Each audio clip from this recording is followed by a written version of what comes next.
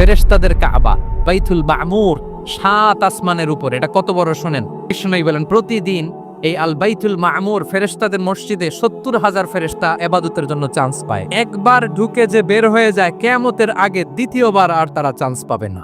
ওইটা শেষ। এরপরে সিদরাতুল মুনতাহা সীমান্ত বৃক্ষ, এটা আরো বড়। ফেরেশতাদের জ্ঞান সীমানা ওইখানেই শেষ।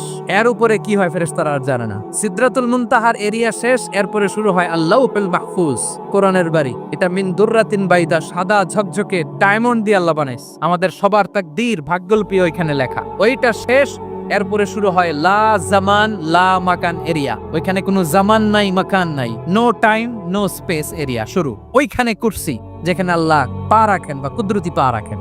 বড় রাজা বাদশারা সিংহাসনে বসে পা রাখে একটা টেবিলের উপর, শাহী টেবিল, ওইটার নাম কুরসি। আল্লাহ বলে ওয়াসিআ কুরসিয়ুহুস সামাওয়াত ওয়াল আরদ। আল্লাহর এই কুরসিটা এতক্ষণ যা বললাম এই সবগুলার চাইতে